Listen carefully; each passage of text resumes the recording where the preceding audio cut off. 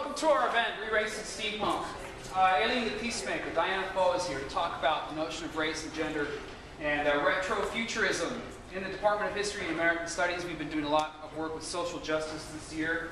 Those of you who are enrolled in art classes are aware of the whole notion of historical memory, historical identity, and what it means to embrace the past. And so we've invited Aileen, practitioner of steampunk, here tonight to talk about those things for us. We hope you enjoy the show. Afterwards, there's a costume contest.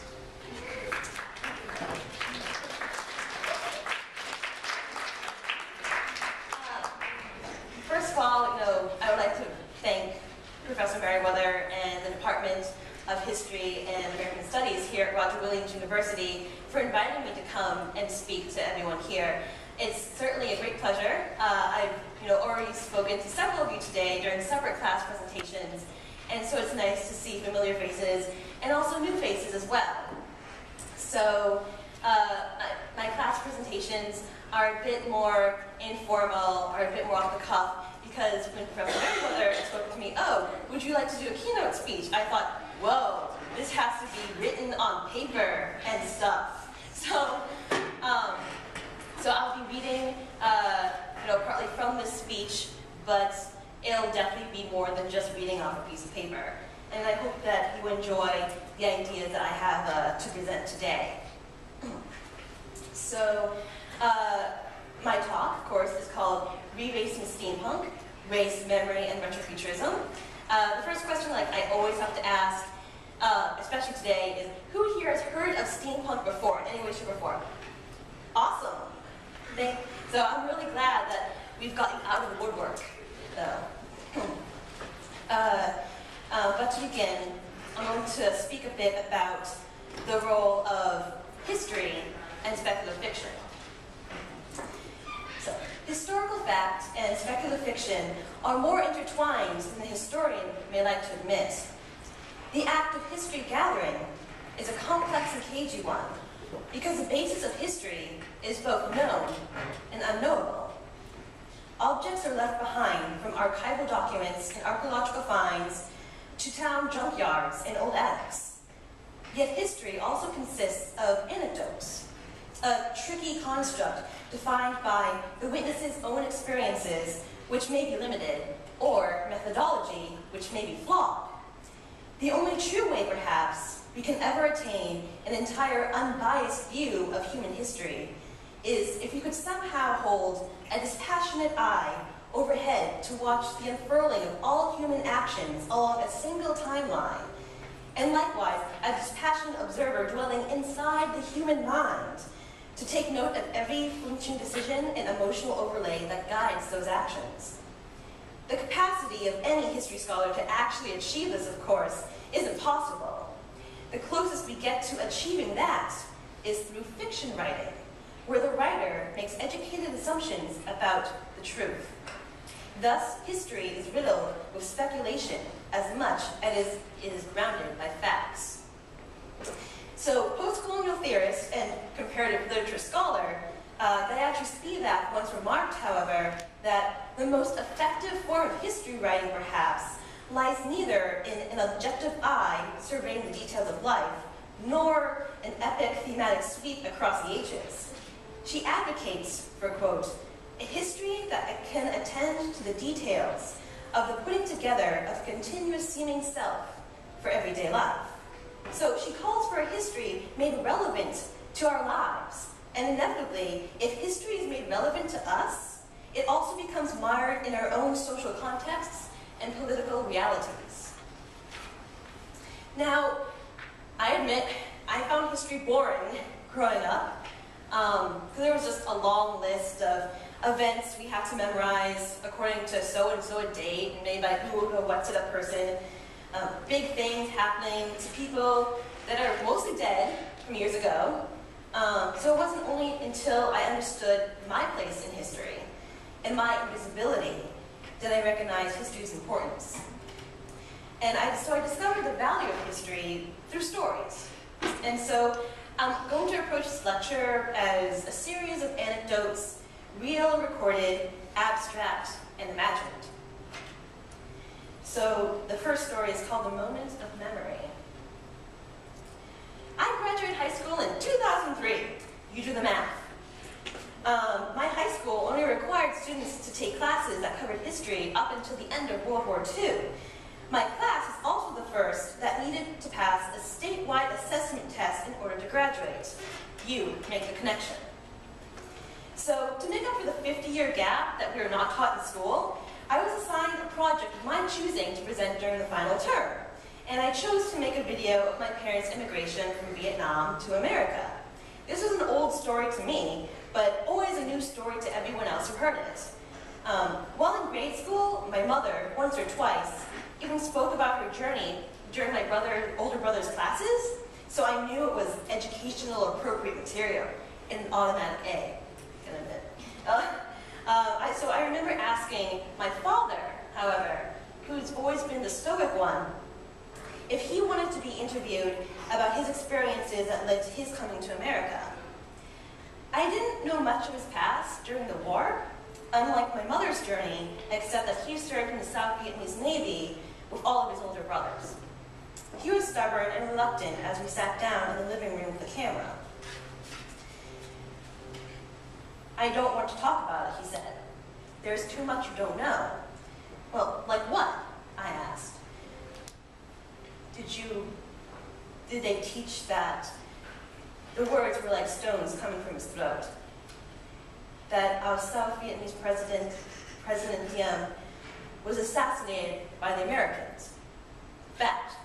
The last South Vietnamese president, Nguyen Dinh Diem, was assassinated in a CIA-sponsored coup. Well, I do. I lied, feeling suddenly defensive. I read all about that. I didn't mention that I had read it, outside of the classroom during my own research.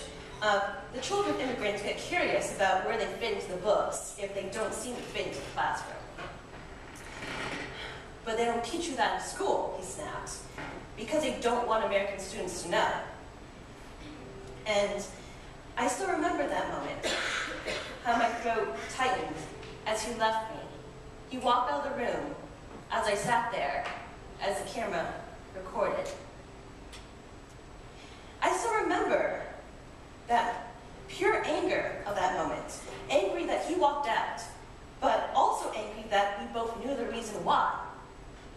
Because I was the one burdened with duty to educate others about my quote-unquote unrequired history. My American education declared that the entire war that tore my parents' generation apart was not worth knowing. My American education did not ask my fellow students to think about the story behind my presence in their classrooms. It was unnecessary. Story 2. Guess who? This last story is more than a critique of the state-enforced standardized testing. It is a story of what institutions of power want us to remember and what they want us to forget, and how what is considered public memory usually falls in line with what the municipal, state, and national ideas are. So here's some more stories. In my advertising for this talk, Professor Merriweather showed me this awesome flyer that was distributed on campus. And I'm like, I wish I had this to post online. Because I actually made my own poster saying that I was doing this talk. And I featured several people on it, so I'm going to show them to you right now. So these were the people that I put on my poster, advertising for this discussion. And these are people that you may not recognize at all. And think, oh, they're like, these are cool photos, but what's the point? And so here are their stories. The woman in the top corner there, her name is Sarah Forbes Bonetta, and was Queen Victoria's goddaughter. She was a West African Abado Omoba tribe member who was orphaned at the age of 8 and captured by slave raiders. She was rescued by Captain Frederick E. Forbes of the British Royal Navy. Later, he suggested that the King of Dahomey give her to Queen Victoria because, quote, she would be a present from the King of the Blacks to the Queen of the Whites, end quote. The man next to him in the corner, in the cowboy getup, his name is Bill Pickett, and he was known as the greatest cowboy during his lifetime in the 19th century. He was a performer and bull rider, and was of African, white, and Cherokee descent. And unlike portrayals of white cowboys in most Western media, Westerns today, historically, a significant number, some say up to 40% of all American cowboys were of Black, Hispanic, Native American, or mixed ancestry. The picture of, the group in the car right there is of Geronimo. He's the guy in the top hat. And Edward LeClaire Sr., a Ponca Indian, in the headdress. And they're with their friends riding a Locomobile Model C in 1904. So, however, the picture became known as Geronimo's Cadillac, and inspired a song of the same name by Michael Martin Murphey. And that song later became the unofficial anthem in the 1970s for the American Indian movement. And the last gentleman with the toy junk boat in the corner, he's an unnamed member of the Chinese Labor Corps who worked in the European Western Front during World War I. Over 140,000 Chinese were recruited by the British government and were sent to the European Western Front to work as laborers, where they faced both harsh conditions, building railroads, trenches, and other infrastructure for the British and French armies. During this conflict, it is estimated that as many as 10,000 died from combat-inflicted wounds, landmines, and a Spanish influenza epidemic. Despite the country's contributions, China was refused its requests during the Treaty of Versailles and ended up brokering a separate piece of Germany in 1921. Many Chinese from the Corps settled in France afterwards, and those who returned home named their treatment as one of the marks of British imperialist arrogance, an argument that supported the rise of the Chinese Communist Party. So, another point is that most history classes from my youth, and I'm sure most history classes, today across the country, because I'm not that old, to be honest, emphasize a segregated view of world history, and the role of minoritarian, migrant, and immigrant populations are frequently left out of the larger historiographical portrayals unless learners seek higher education. But the general populace is left out that knowledge. So lives become buried as a result, and their seeming insignificance contributes toward a value judgment about how some people's lives are deemed more significant or important. Ideas of claim to how various groups are treated socially and politically today. So story 3, the role of steampunk and retrofuturism. So that brings us to the importance of steampunk. And what is it?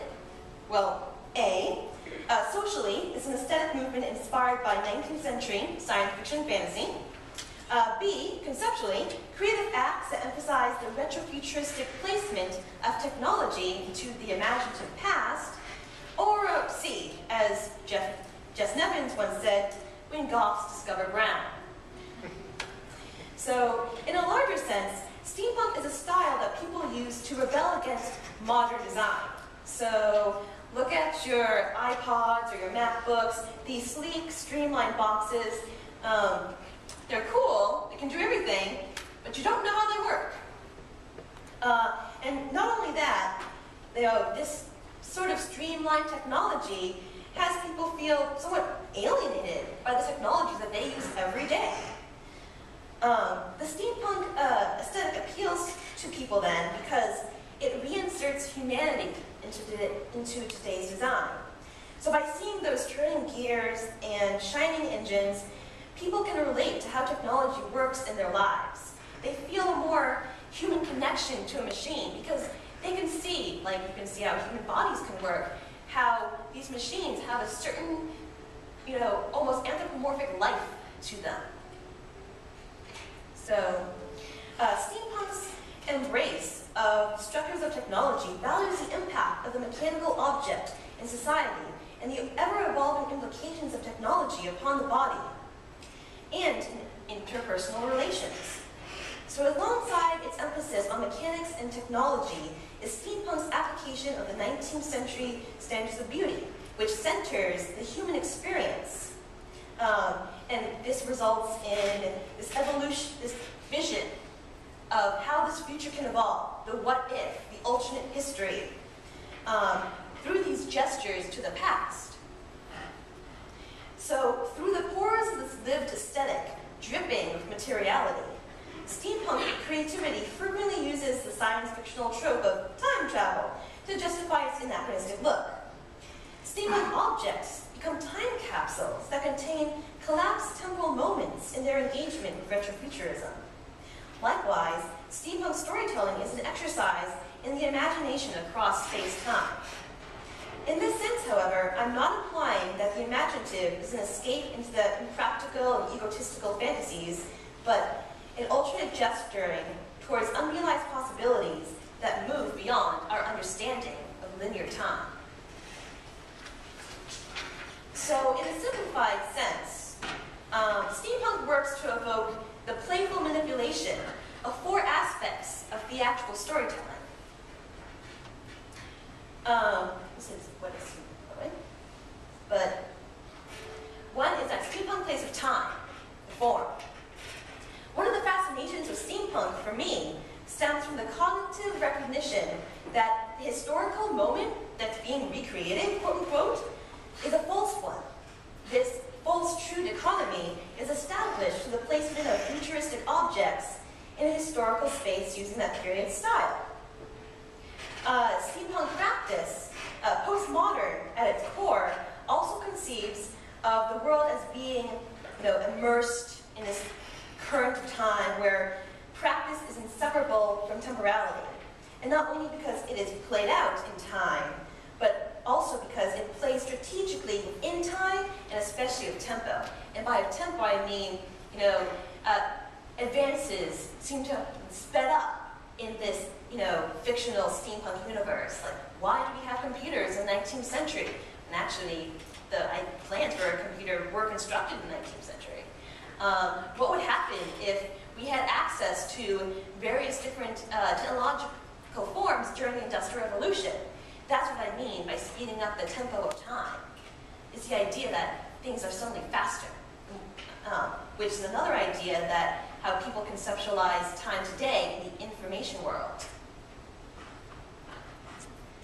So, academic theory's preoccupation of time as form has been a productive way of constructing measurements of the ephemera. Now, whether it's talking about the capitalist value of labor, or the capturing of these feelings that you get across time, or the advocacy of past injustices through historical records. The way we play with temporality is, in some sense, a way of defining the finality of our place within our own time stream. We exist in one point, physically, unchangingly. But in all other aspects, emotionally, intellectually, and perhaps even spiritually, time is malleable. In this manner, we have always been time lords. So these are some examples of the retrofuturistic technology and how it comes into play in a satirical manner. And of course, we've always been time lords. Part 2. Steampunk plays with materiality, the thing. So steampunk emphasizes the renewed ethical relationship between people and objects. Not that we have an object fetish, or maybe we do, but because the steampunk aesthetic posits that objects become endowed with memory, and they are transformed into mementos. Like, here are the clothes that we have assembled or sewn. Here are the props that we have built. Here are the words that I am speaking to you that have been said by others before.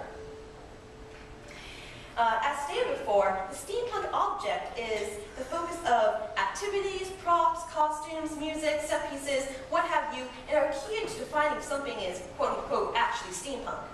Which often leads to the joke that, like, oh, glue a gear onto it, it's steampunk. But the steampunk aesthetic objectifies history as a way of validating a fictional reality. By ascribing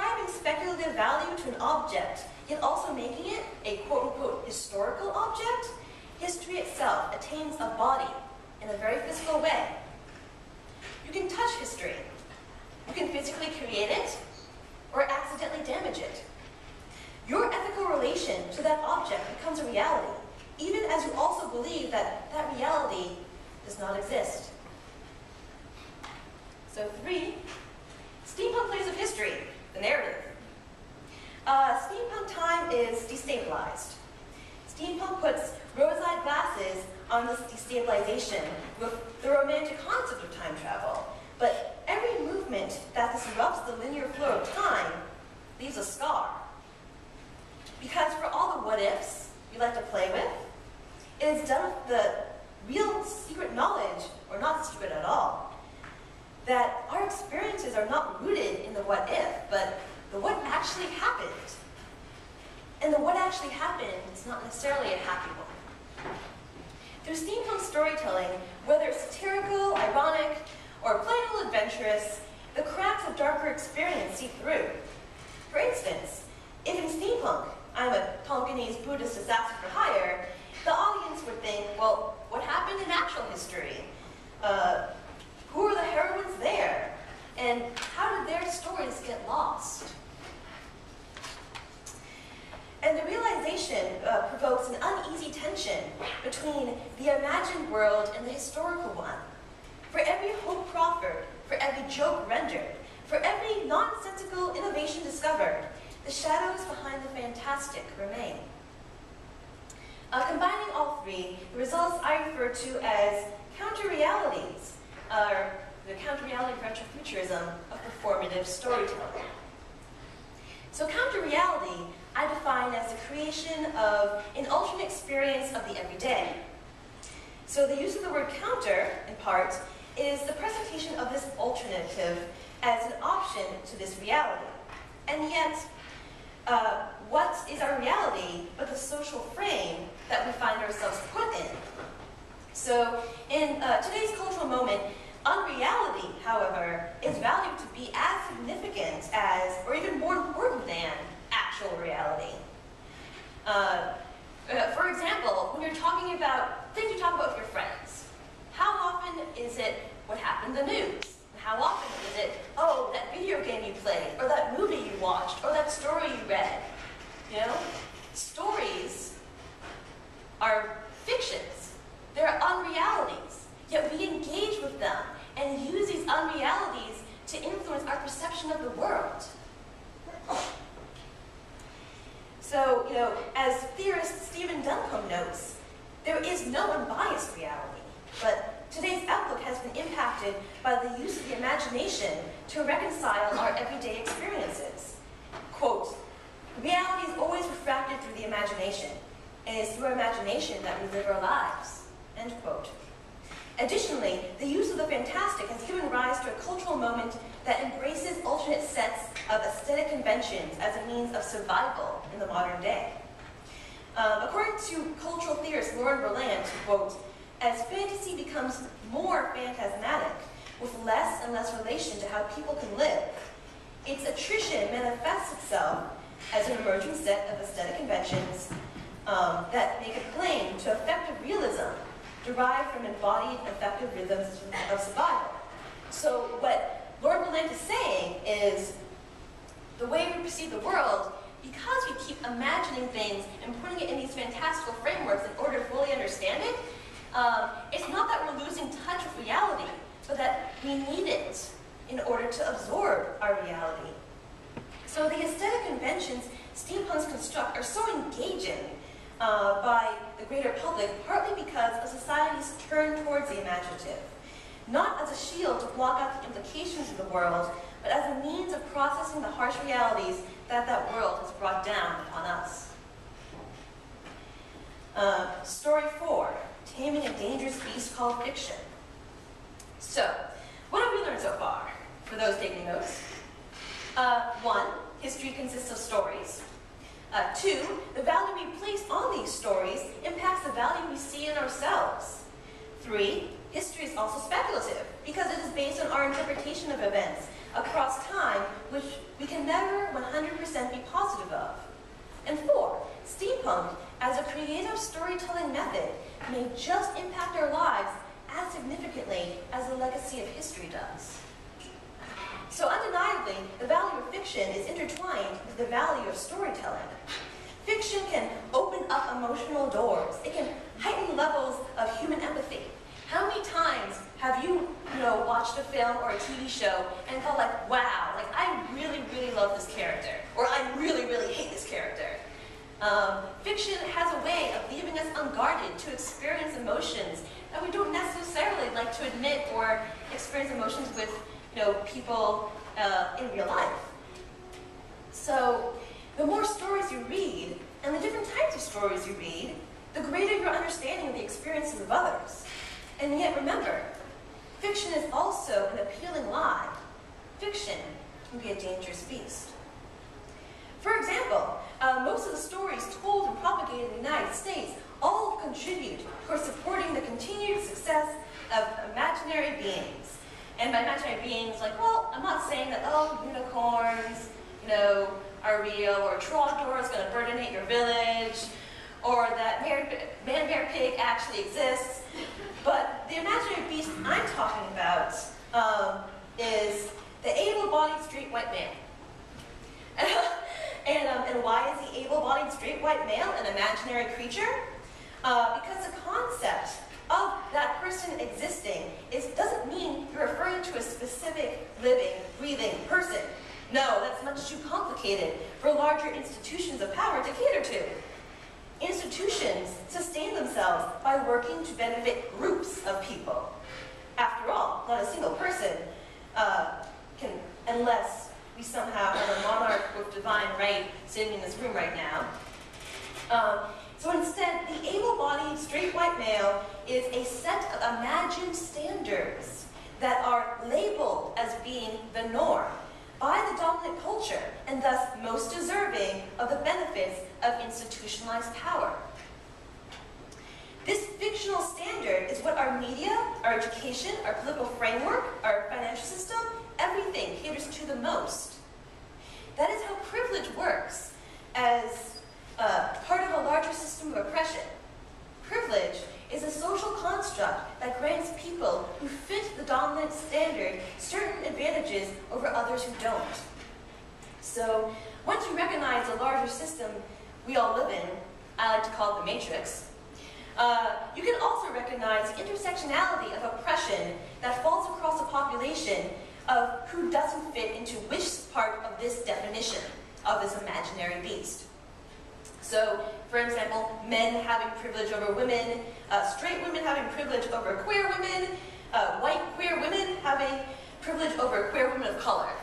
And I think it's really important to recognize these levels of intersectionality when you talk about how social realities work in our world.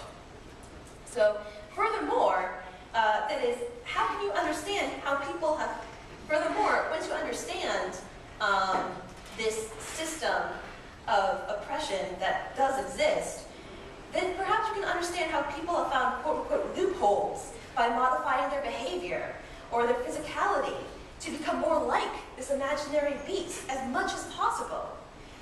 Gay men live in the closet, light-skinned African Americans try to pass, and white Latino Americans, Native Americans, and Asian Americans learn how to assimilate.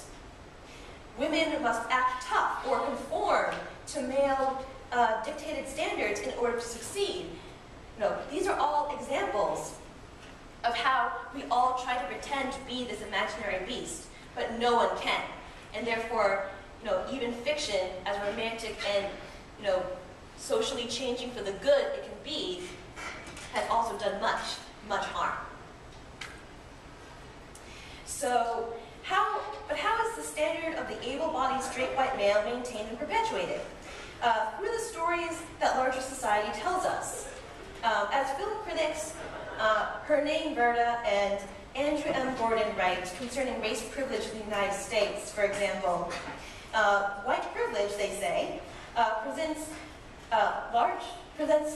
persists today largely through the symbolic labor of sincere fictions that attempt to efface the memory of the origins of white privilege and to deny its continuing existence and its appalling results. Our use of the term sincere fictions assumes that humans are constantly producing and consuming stories, some fantasized, some based on real events, about themselves and the world in which they live. We call these fictions sincere because they are rooted in the self-concepts that we seldom examine, that we take for granted. Sincerity refers to our remaining unawareness of alternate aspects that we could have incorporated into those fictions. To be sincere implies honestly believing in something, although one could also be sincere out of repression, denial, naivety, or simple ignorance, end quote.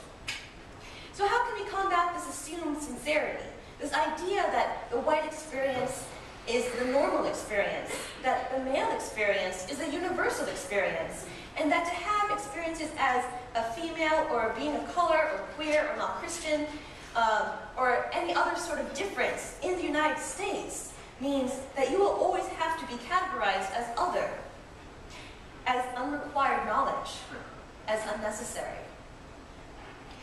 We can fight this imaginary beast with our own imaginations and reclaiming our own histories. Again, this imagine does not mean an escapist attempt to pursue something unrealistic, but for the individual to discover something unrealized, a lost potentiality. The realization of the unrealized, in my view, is to see the place of the marginalized within our actual histories and social spaces.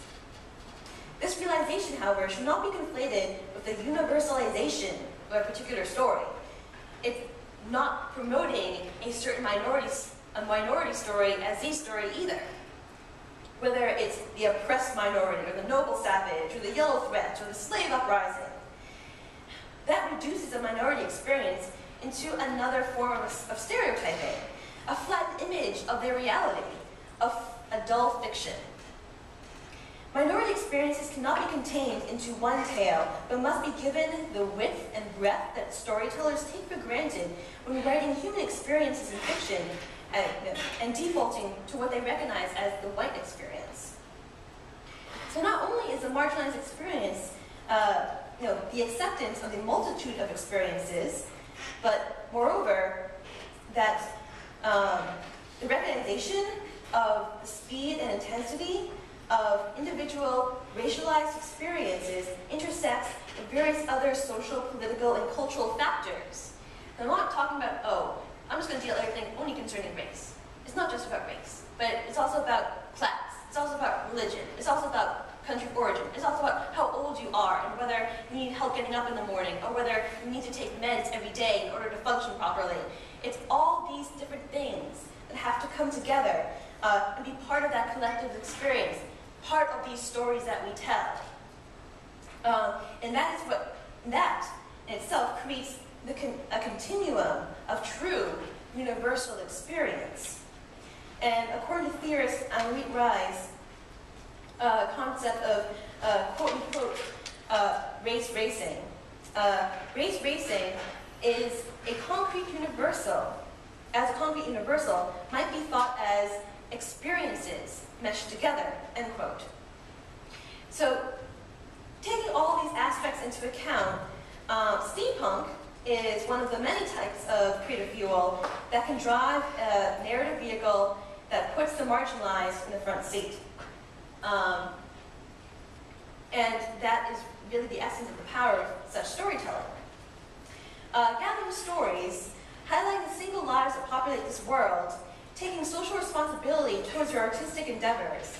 These are not simple tasks, nor are they quick solutions. And we can all contribute in our own individual ways. So, for example, the reason why I was brought here is because I run a multicultural steampunk blog called Beyond Victoriana. And the blog itself covers this idea of steampunk outside of this European-dominated framework. So on the site, I talk about non-Western cultures, underrepresented minorities in Western histories, and the cultural intersection between the West and the non-West. But ultimately, sure, it's just a blog, Sure, I have people from all over the world contributing to this blog, but I'm not asking people to write, oh, can you cover all of Asia for me, just this week? No. I want their story. I want their single story. Because the single story you have inside yourself is the only story you can tell. And the only story that you can tell that no one else can take away from you. So, as I said before, the process of social change in this manner is not simple or quick, for despite the lightning-fast access to facts and information that a post-industrial age provides us, true and meaningful social change is a handcrafted process. It involves not the mass production of feelings and the mindless distribution of techniques, but the steady connection established between you and me, and the fostering of renewed ethical responsibility to ourselves and to our communities. Steampunk may only be an aesthetic rooted in the reimagining of history, but it is also part of a story that is pressed into our hearts and inscribed into our memories. For as history has shown again and again, sometimes stories are the only proof we ever existed. Thank you.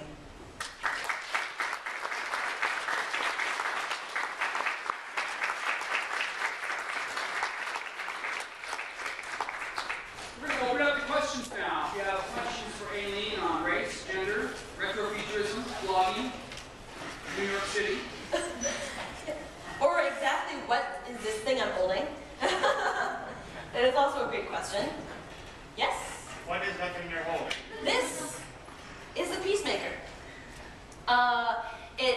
It's my steampunk gun that I carry around at events, but it's also based on a 14th century, Chinese design of handheld rockets that soldiers in the army could carry. So it is a fictional item based on this historical idea, and it also looks pretty cool. And you can probably take a guess at what this is actually made out of. Anyone? Walking gun. Yep, exactly. So, yes, thank you.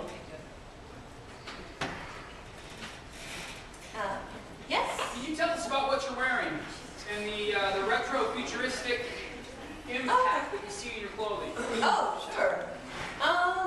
Yes, so this is, so you can get a better view of what I'm wearing. Feedback. This is, one of my Vietnamese steampunk outfits. The gown is called an áo dài. It is the traditional, dress of Vietnam. This is also my mother's, which is why I wear it. And everything else is either like thrift, modded, bought, to explain both like the historical steampunk element, but I'm definitely not a reenactor, because obviously like people in the 19th century did not dress like this, but people at a punk show, just fine. So, thank you.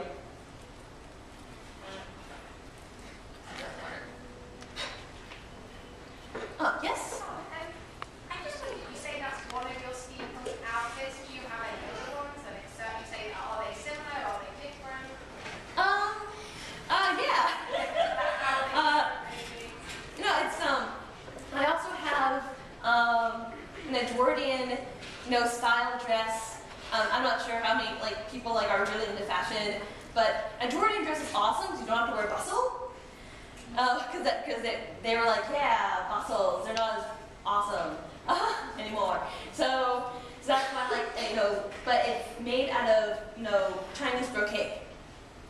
So that's, and for anyone that was in my class presentations earlier today, it was partly inspired by Yinka Shinobore and how he recreated Victorian dress using, quote-unquote, African textiles. Yes? Here? What would you do? There was a Stevenson Works land battleship coming up the road towards your city. Well, first of all, what I would do is it all depends what city. Because if it's New York City, I'm sure Mayor Bloomberg would blow that out of the water.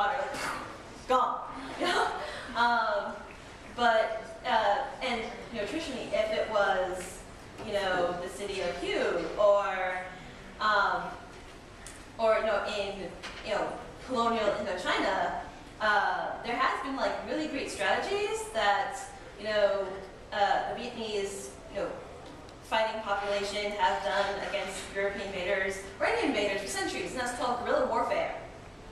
And they have been very successful record of guerrilla warfare, from what I gather. And there's also very interesting stories too about like Vietnamese. I'm going to totally like militarily geek out a little bit. Strategies, like for example, did you know that the Mongol horde attempted to invade Vietnam? You're like, whoa! Like the Mongol Empire was pretty huge. Spanned like all of Asia, into Russia, and then it tried moving downwards. And so when the Mongol invaders tried to, they took over China. And they're like, yeah, now let's go to the southeast, and they got screwed over. And they got screwed over mostly because horses can't gallop in a swamp. And there's a lot of like, there's a lot of like swampland or marshy jungle that they couldn't navigate through. And there'd be like techniques where like, the villagers would be like, we're gonna like plant these spikes into the water. You can't see them until you step on them, and they just have a lot of skewered riders, stuff like that. So, but thanks. Yes, here. Were you ever ultimately successful in getting a story from your father? Well, there are parts that I do know, because obviously, like, it's a very sensitive topic that he does not talk about. But I do know, like, my father served in the South Vietnamese Navy, and he was one of 7 siblings, and and 5 members, 4 including himself, 5 members of his family were all conscripted to the Navy. And he doesn't talk about what he did.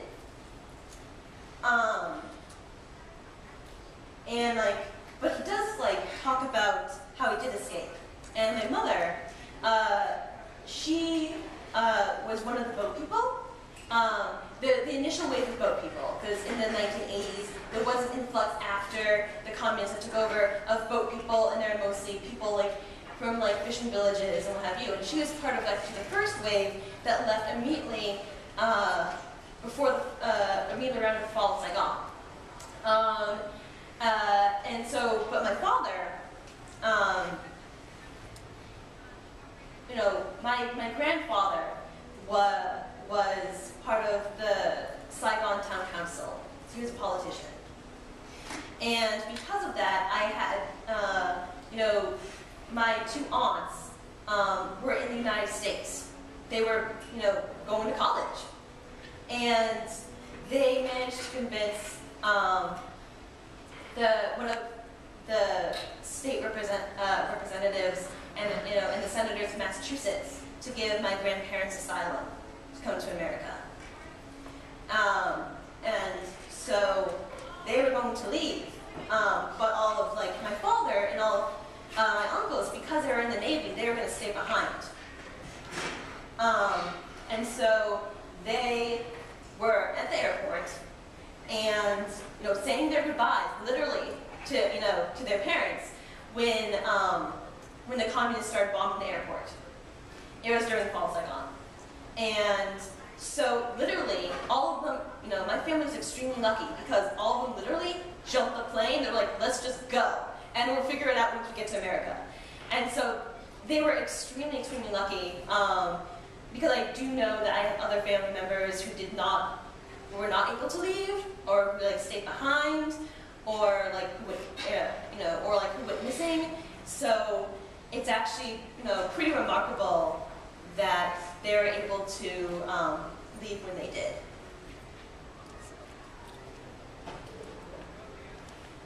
Yes, you had first. I can see that the story with your dad was a catalyst that pushed you towards what you do today. But when was it that you finally started to, use steampunk as an outlet for these kinds of stories and this kind of just history? Well, it's always interesting because I know that particular story I think won, but I think throughout, and sure there are other people in the room that can identify who are very politically minded, that there usually is a series of events growing up or in their lives that they can pinpoint. So like, that gives you the warning signal, like something is wrong. And I don't know why something is wrong, but something feels very wrong about either how we're treated or about how others are being treated or about something in the world that doesn't seem fair. And I think that was like that was one of the very significant moments for me growing up. But there's also like hints of it throughout my childhood that felt like that. And so I've always been very interested in politics and also very interested in theater. I was a total theater nerd in high school. Yeah, drama club all the way, competition play, all that sort of thing. And so I just, naturally combined my love of theater with like politics in some way, shape, or form throughout my entire life.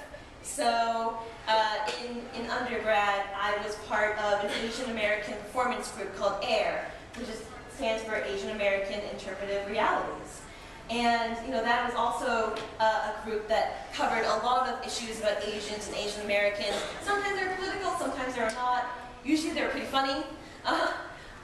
So when I got into steampunk, I was introduced to it by my fiance. And because she knew that I was a 19th century literature major in undergrad, so I studied English Russian. And so I was already like into like reading, reading books, having tea parties in my room, wearing vests, that sort of thing. And she told me, hey, I think you have, I think you'd be into this thing. It's called steampunk. And I'm like, oh, great. So what's it about? And she described it to me in this way: that she and her friends dressed up in neo-Victorian clothes, went to conventions, and people took pictures of them. And I'm like, great, I'm in. But what it really struck me is two things. One, that steampunk is theatrical. And I love theater, why not? And two, anyone can do it. And people involved in the steampunk community, some of them have character personas, but not all of them. Like some people just like to dress up, and that's perfectly fine too. But I really wanted to create a character. But I didn't feel comfortable creating some sort of European-inspired character or pretending to be British for obvious reasons. And so I was discussing with an acquaintance of mine who was white and saying, and was telling her, well, I don't know how I feel about creating a steampunk character because I kind of have issues with colonialism. And she said, oh, colonialism, well, that's no problem. Because America, we can pretend that America is still part of the colony, so it's still working your world. I'm like, no, that's not purpose of my concern. Thank you. So I thought to myself, well, if I were in Indochina, in the 19th century, what would I like to be doing? Well, I like to shoot French imperialists in the face. Yeah, so thus, Alien the Peacemaker was born. And since then, she has become more than a character, kind of like partly a character, partly like a reflection of myself in a weird artsy-fartsy sort of way. So, and partly, helps me do stuff like this. So, thank you.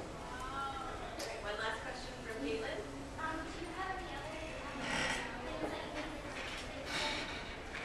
Sorry, can you repeat that? Anything else that you made, like string gun? That gun has become my signature weapon. It was the very, very first thing I ever made in steampunk, so I'm wicked proud of it. But I've actually, I have like a whole repertoire, because I'm into theater and I'm into props. I have so many prop weapons and tools and jewelry pieces and I think the more you become involved in the theatrical part of steampunk, or the performance part, whether you actually choose to perform or not, the more you really get into making really detailed, cool stuff to wear at places, and have people go oh, what's that? And they're oh, well, and then you press a button, and something happens, and people are amazed,